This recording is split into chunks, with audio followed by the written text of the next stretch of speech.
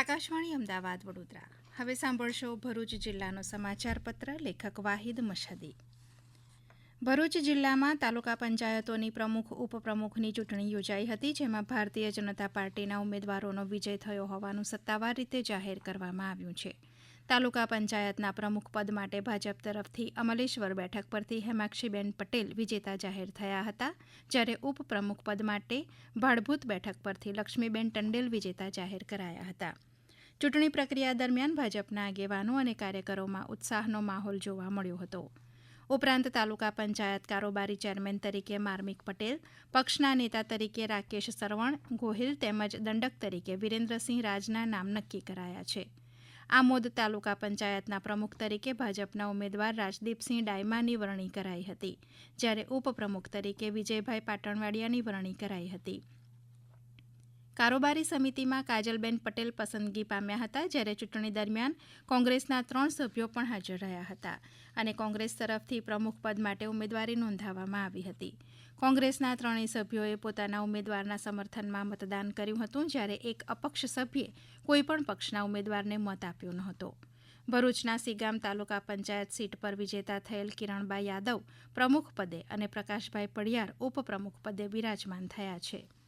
ભરૂચની નેત્રંગ તાલુકા પંચાયતની ચૂંટણીમાં ભારતીય જનતા પાર્ટી આખરે સત્તા ટકાવી રાખવામાં સફળ રહી હતી. કોંગ્રેસના મહિલા સભ્યના ટેકાથી ભાજપના પ્રમુખ ચૂંટાયા હતા, જ્યારે કોંગ્રેસના મહિલા ઉમેદવાર ઉપપ્રમુખ જાહેર થયા હતા. બીજી તરફ ભાજપના સાંસદ મનસુખ વસાવા અને ભાજપના મહામંત્રી પરેશ પટેલે નિવેદન આપતા જણાવ્યું કે ભાજપ સરકારના વિકાસ કાર્યોને ધ્યાનમાં રાખીને કોંગ્રેસના મહિલા સભ્યએ ભાજપને સમર્થન આપ્યું હતું.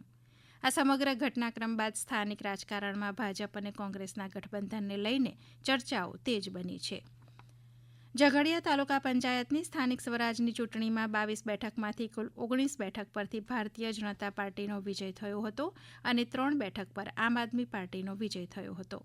હાંસોટ તાલુકા પંચાયતની ચૂંટણીમાં સ્પષ્ટ બહુમતીથી ભાજપે જીત મેળવી છે. ભરૂચ શહેરના એ ડિવિઝન ખાતે બકરી ઈદના તહેવારને ધ્યાનમાં રાખીને ભરૂચ ડીવાયએસપી સી.કે. પટેલની અધ્યક્ષતામાં શાંતિ સમિતિની બેઠક યોજાઈ હતી, જેમાં તહેવાર દરમિયાન કાયદો અને વ્યવસ્થા જળવાઈ રહે, શાંતિપૂર્ણ વાતાવરણમાં ઉજવણી થાય તેમજ કોઈ અનિચ્છનીય બનાવ ન બને તે માટે ચર્ચા કરવામાં આવી હતી.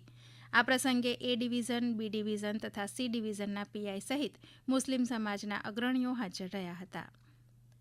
Bharat auto rickshaw association Bharuch જિલ્લા દ્વારા જિલ્લા કલેક્ટરને વિવિધ પ્રશ્નોને લઈને આવેદનપત્ર પાઠવવામાં આવ્યું હતું.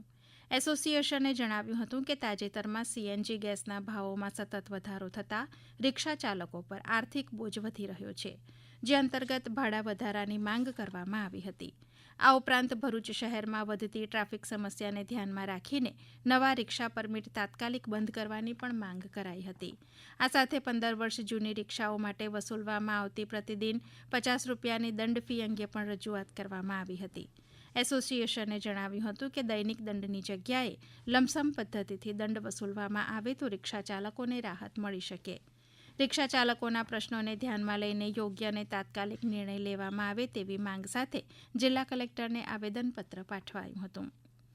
રાજ્યભરમાં પીઝા અને પંજાબી વાનગીઓના કાફે આઉટલેટ ખોલવાના બહાને અંદાજે 26 લાખથી વધુની છેતરપિંડી આચરવાનો ભરૂચમાં મામલો સામે આવ્યો છે.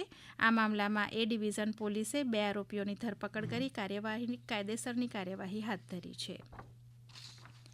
આપ સાંભળી રહ્યા હતા ભરૂચ જિલ્લાનો સમાચાર પત્ર. લેખક વાહિદ મશહદી. પ્રસારણ આકાશવાણીના અમદાવાદ વડોદરા કેન્દ્ર પરથી કરવામાં આવ્યું.